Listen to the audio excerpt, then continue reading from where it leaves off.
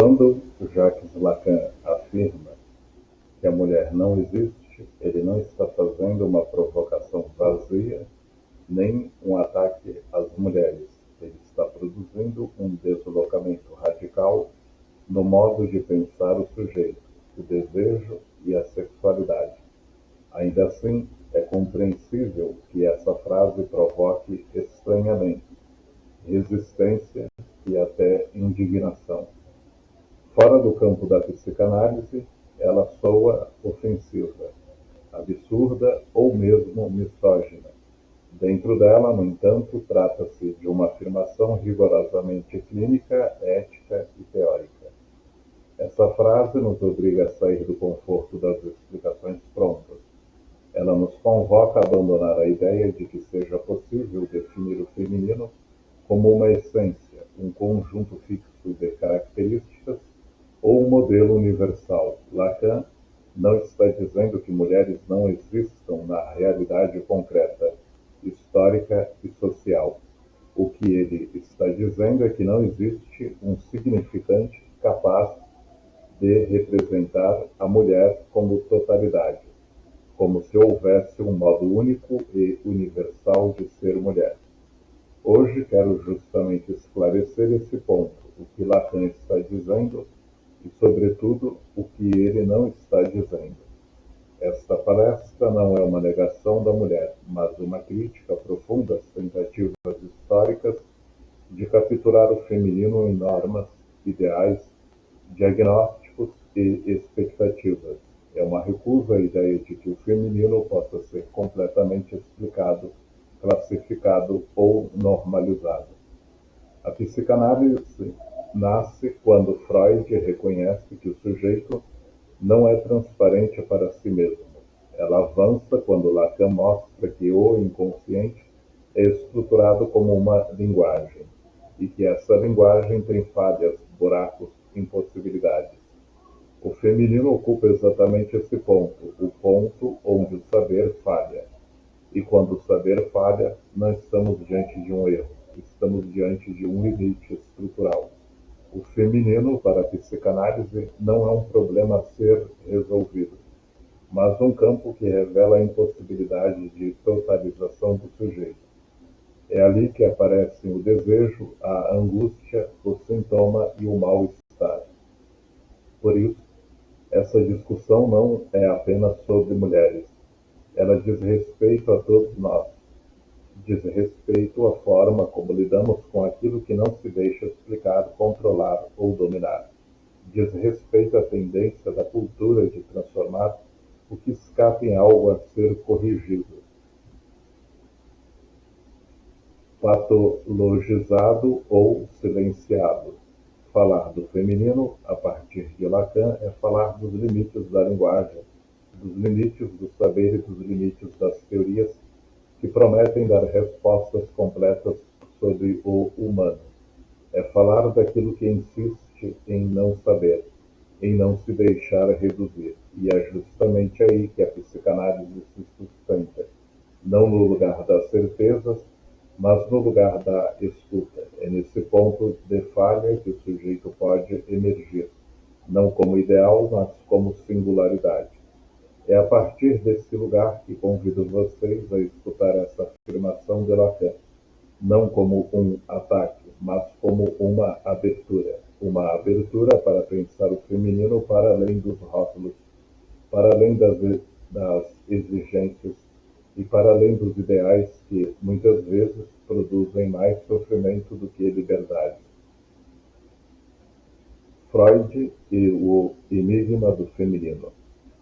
Freud foi o primeiro a sustentar, com honestidade clínica, que o feminino colocava um impasse real para a teoria, diferentemente de outros campos do saber que tentavam definir a mulher a partir de ideias morais, biológicos ou sociais. Freud se depara com algo que resiste à explicação, algo que não se deixa organizar de maneira simétrica ao masculino. Ao longo de sua obra, especialmente em seus textos finais, Freud reconhece que a sexualidade feminina não seguia os mesmos caminhos da sexualidade masculina. Os esquemas teóricos que funcionavam para pensar o masculino, como a centralidade do falo, a lógica da perda e da ameaça, mostravam-se insuficientes quando aplicados ao feminino.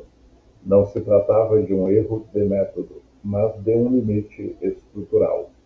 Freud chega a afirmar que o desenvolvimento feminino apresenta desvios, interrupções e caminhos próprios, que não podem ser plenamente explicados pelas mesmas categorias. E, talvez, mais importante do que suas tentativas de explicação, seja o fato de que ele não fecha a questão. Freud não oferece uma resposta definitiva, ele sustenta a pergunta. Esse gesto é central para a psicanálise, onde outras teorias buscam concluir, a psicanálise insiste em deixar um ponto aberto.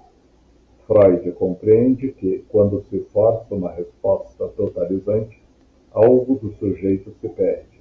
O feminino então aparece como um campo que exige escuta, e não soluções rápidas. Ao admitir que não sabia responder completamente à questão do feminino, Freud inaugura uma ética do não saber. Ele mostra que o analista não ocupa o lugar de quem explica tudo, mas o lugar de quem sustenta a pergunta. É nesse ponto que o trabalho analítico se torna possível. Desde Freud, o feminino se apresenta como um ponto de limite do saber, um lugar onde a teoria vacila, onde a linguagem encontra dificuldades, onde o inconsciente se manifesta de forma menos capturável. Esse limite não é um fracasso da psicanálise, ao contrário, é um de seus fundamentos. Na clínica, esse impasse aparece de forma recorrente, mulheres que não se reconhecem nos modelos propostos, que sofrem por não corresponder às expectativas, que sentem culpa por não funcionar como deveriam. O sofrimento não está no feminino em si, mas na tentativa de encaixá-lo em esquemas que não lhe pertencem. Freud percebe que o feminino não pode ser pensado apenas como falta, deficiência ou desvio em relação ao masculino, ainda que sua obra esteja marcada pelos limites de seu tempo. Ele deixa claro que algo escapa à lógica da comparação. O feminino não é um masculino incompleto, é um campo com lógica própria, ainda que não totalmente simbolizado. Esse reconhecimento prepara o terreno para Lacan. Quando Lacan afirma que a mulher não existe, ele não rompe com Freud, mas leva às últimas consequências aquilo que Freud já havia indicado. Há algo no feminino que não se deixa totalizar, que não se deixa representar por completo. Portanto, falar do feminino em Freud é falar de um enigma, não de um problema a ser resolvido. É falar de uma pergunta que permanece aberta e que sustenta a própria prática psicanalítica. Onde não há resposta pronta, há espaço para o sujeito falar, para o desejo aparecer e para o inconsciente se manifestar. É nesse ponto, no limite do saber, que a psicanálise encontra sua força. Lacan e a afirmação: a mulher não existe.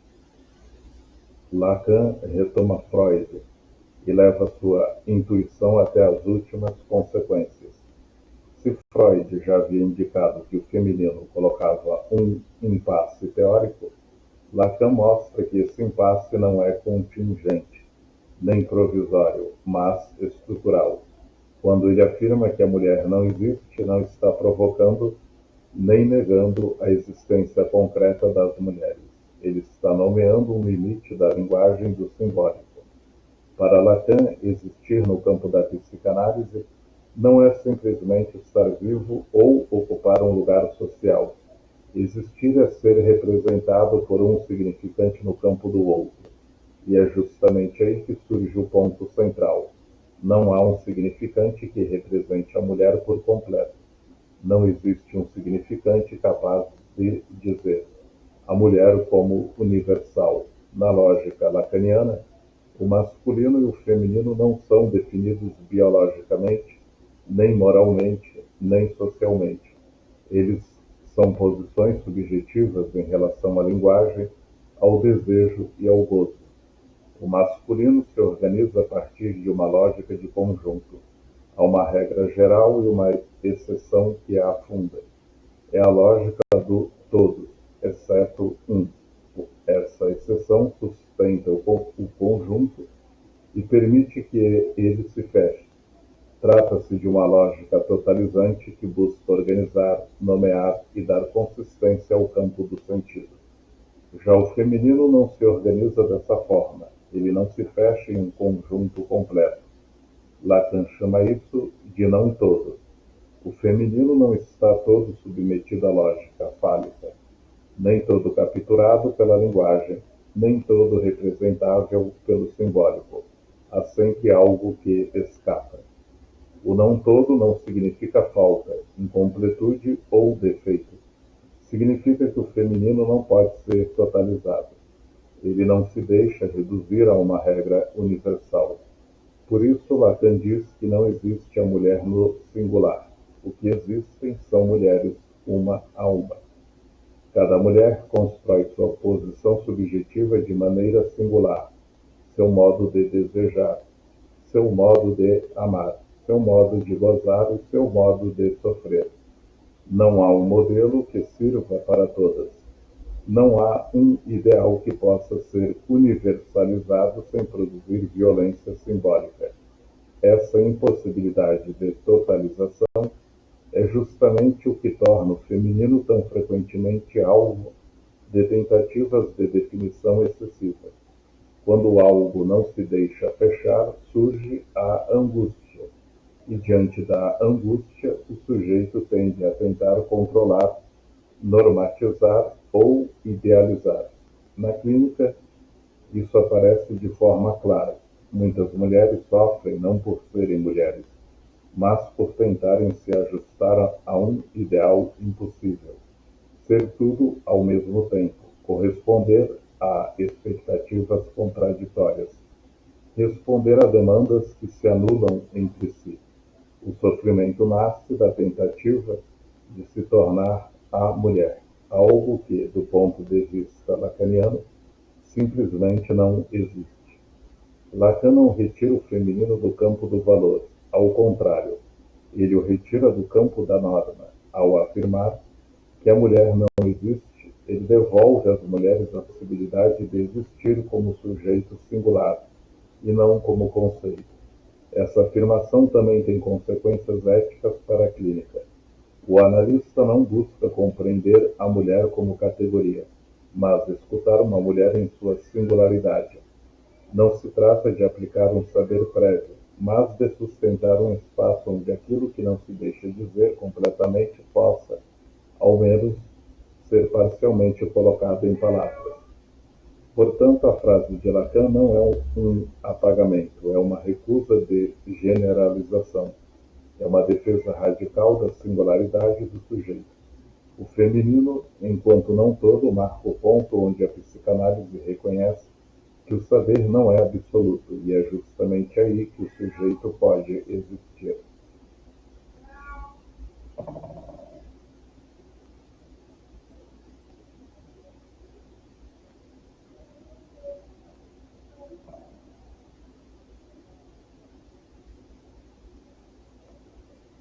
O feminino como não todo. O conceito de não todo é um dos pontos mais delicados e, ao mesmo tempo, mais fundamentais do ensino de Lacan.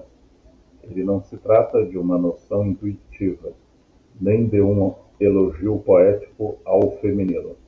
Trata-se de uma formulação lógica, clínica e ética que visa marcar um limite estrutural da linguagem e do saber.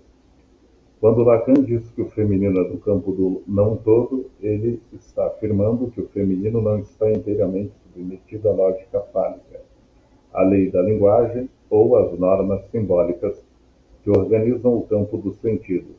Isso não significa que o feminino esteja fora da linguagem, nem que seja pré-simbólico ou irracional. Significa que não é todo capturável por ela. A lógica fálica, para Lacan, não se refere ao órgão, mas a uma forma de organizar o gosto, o desejo e o sentido. É uma lógica de medida, de contagem, de equivalência. Ela busca ordenar, nomear, fechar conjuntos. O feminino, enquanto não todo, introduz uma fissura nessa lógica. Há sempre um resto que não se deixa simbolizar completamente. É por isso que, historicamente e clinicamente, o feminino aparece com frequência como excessivo, enigmático, contraditório, impossível de fechar em definições estáveis. Mas é fundamental sublinhar: isso não ocorre porque haja algo errado no feminino. O que ocorre é que o feminino toca um ponto onde a linguagem falha. Ele revela os limites do simbólico, os limites da nomeação e os limites das categorias. Quando algo escapa à linguagem, a tendência cultural é tratá-lo como problema. O que não se entende precisa ser explicado, normalizado ou corrigido. Ao longo da história, o feminino foi muitas vezes patologizado, justamente por ocupar esse lugar de escape. O excesso, a ambivalência e a contradição foram lidos como falhas, e não como efeitos estruturais. Na clínica, o não todo se manifesta quando a mulher relata experiências que não conseguem ser completamente traduzidas em palavras. Há afetos, modos de gozo e vivências que não se deixam organizar em narrativas lineares. Isso não indica confusão mental, mas a presença de um real que resiste à simbolização. O feminino, como não todo, também explica por que tantas mulheres vivem um conflito constante com os ideais. Nenhum ideal dá conta, nenhuma definição basta. Sempre falta algo ou sobra algo, e esse resto produz angústia quando se tenta forçá-lo a caber. Lacan insiste que o não todo não é falta, ele é uma outra lógica, uma lógica que não se fecha, que não se totaliza, que não se resolve. O feminino aponta para uma relação diferente com o gozo, uma relação que não se reduz à medida, à norma ou à equivalência. Esse ponto tem consequências clínicas importantes. O analista não deve tentar completar o feminino com explicações, nem traduzir tudo em sentido. Fazer isso é violentar a experiência do sujeito. O trabalho analítico consiste em sustentar o espaço onde o que escapa possa existir sem ser imediatamente corrigido. O feminino, enquanto não todo, nos ensina algo fundamental. Nem tudo pode ser dito, nem tudo pode ser compreendido. Nem tudo pode ser organizado, e isso não é uma falha do sujeito, mas uma condição da própria experiência humana. Ao reconhecer o feminino como não todo, a psicanálise não o reduz, ao contrário, preserva sua singularidade. Ela afirma que há algo no humano que não se deixa capturar completamente, e é justamente aí que o desejo e o sujeito se mantêm vivos. Angústia, desejo e o olhar do outro. Lacan afirma que a angústia surge quando o desejo do outro aparece sem mediação, diferente do medo, que tem um objeto reconhecível. A angústia emerge justamente quando algo do desejo do outro se apresenta de forma opaca, sem nome, sem contorno simbólico. É o encontro com aquilo que não pode ser imediatamente traduzido em sentido. O feminino, enquanto não todo, frequentemente, ocupa esse lugar no imaginário social, não por uma característica pessoal das mulheres, mas porque o feminino aponta para um ponto estrutural onde o saber falha. Quando não há um significante que organize completamente, surge a angústia, e a angústia, por sua vez, convoca defesas. Diante do que não se entende, o sujeito tende a reagir. O Uma das reações mais comuns é a tentativa de controle. O que escapa precisa ser capturado. O que não se deixa definir precisa ser normatizado. É nesse movimento que aparecem, historicamente, três operações recorrentes em relação ao feminino. A primeira é a idealização da mulher perfeita. Cria-se um ideal impossível, uma imagem fechada do que uma mulher deveria ser. Equilibrada, compreensiva, desejável, forte e ao mesmo tempo dócil. Esse ideal não existe para ser alcançado, mas para servir como medida de culpa. Quanto mais distante dele, mais a mulher se sente em falta. A segunda operação são as exigências contraditórias.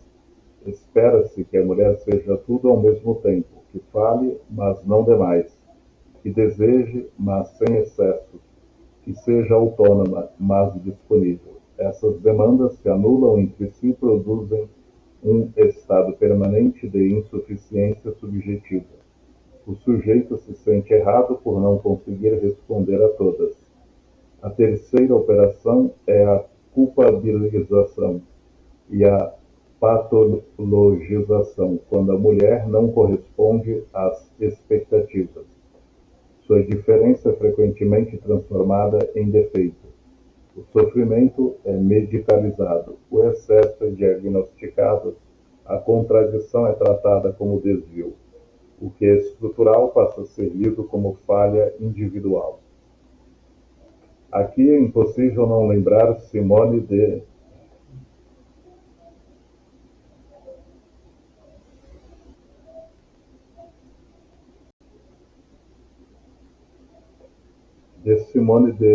Beauvoir, quando afirma que a mulher foi historicamente construída como o outro do homem, não como sujeito pleno, mas como alteridade. O homem ocupa o lugar do universal, a mulher o lugar da diferença.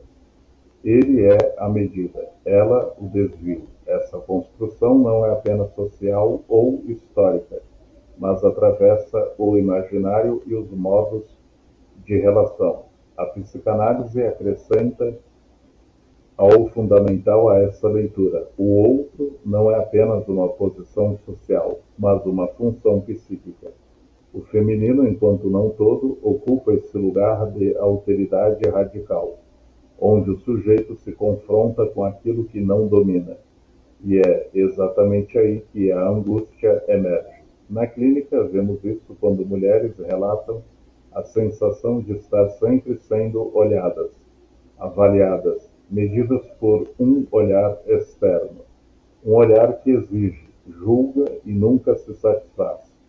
Esse olhar do outro, internalizado, produz sofrimento, culpa e, muitas vezes, um silenciamento do desejo próprio. O trabalho analítico, nesse ponto, não é ensinar a mulher a corresponder melhor às expectativas, mas ajudá-la a se separar do olhar do outro. A análise permite que o sujeito reconheça que nem todo desejo precisa ser respondido, que nem toda demanda deve ser atendida, que nem toda angústia vem de si. Ao sustentar a ideia de que o feminino não se deixa totalizar, a psicanálise desmonta a lógica da culpa. Ela mostra que a angústia não nasce de um defeito pessoal, mas do encontro com um limite estrutural do saber e do desejo. Reconhecer isso não elimina a angústia, mas a desloca, e esse deslocamento abre espaço para que o sujeito deixe de tentar ser aquilo que o outro espera e possa, pouco a pouco, sustentar seu próprio desejo.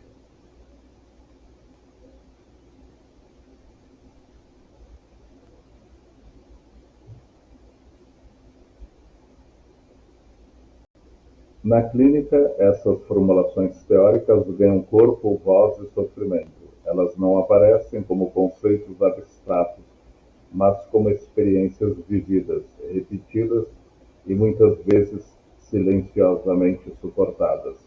O feminino, enquanto não todo, se manifesta de forma recorrente na fala de mulheres que chegam à análise carregando uma sensação difusa de inadequação. É comum escutar frases como "nunca sei se sou demais ou de menos", "sempre tento caber no que esperam de mim", "quando não correspondo, dizem que sou fria, confusa ou difícil". Essas falas não indicam fragilidade individual, nem confusão psíquica. Elas apontam para um conflito estrutural, a tentativa constante de responder a um ideal que não se sustenta. O sofrimento não está no feminino em si, mas na exigência de tornar-se algo que não existe, a mulher. Na clínica, muitas mulheres chegam acreditando que há algo de errado nelas. A queixa, muitas vezes, é formulada como falha pessoal. Não consigo ser como deveria. Parece que nunca é suficiente. Sempre decepciono alguém. O que aparece como sintoma individual é, na verdade, o efeito de uma lógica que exige completude onde ela é impossível. Essas mulheres se esforçam para se ajustar a expectativas contraditórias, ser forte e sensível, independente e disponível, desejável e contida. Tentam regular o excesso, controlar o que escapa, silenciar o que não se encaixa, e ainda assim algo insiste. Algo sobra ou falta. É nesse ponto que o sofrimento se intensifica. A clínica mostra que o ideal feminino funciona como uma armadilha. Quanto mais se tenta alcançá-lo, mais distante ele fica. O ideal não organiza, ele produz culpa. Não orienta o desejo, ele o sufoca. E o sujeito passa a viver em função de uma imagem que nunca se realiza. Quando a análise avança, algo começa a se deslocar. A pergunta deixa de ser como devo ser e passa a ser o que isso diz de mim. O foco sai do ideal e retorna ao sujeito. A mulher começa a perceber que não é preciso responder a todas as demandas, nem corresponder a todas as expectativas. Nesse ponto, a busca por ser a mulher começa a ceder, e, em seu lugar, surge a possibilidade de ser uma mulher singular, não definida por normas universais, mas por sua própria história, seu modo de desejar, seu modo de sofrer e de amar. A análise não oferece um novo modelo feminino. Ela oferece algo mais radical, a autorização para não caber, para sustentar o que é próprio, mesmo quando isso não corresponde ao ideal, para reconhecer que aquilo que parecia defeito pode ser, na verdade, a marca da singularidade. Essas vinhetas clínicas nos mostram que escutar o feminino não é corrigir, orientar ou ajustar, é sustentar um espaço onde o sujeito possa existir para além das exigências do outro, onde não se trata de se tornar algo, mas de deixar de tentar ser o que nunca existiu. É nesse ponto que a escuta psicanalítica produz efeito, quando o sujeito deixa de buscar um lugar impossível e começa pouco a pouco a ocupar o seu próprio.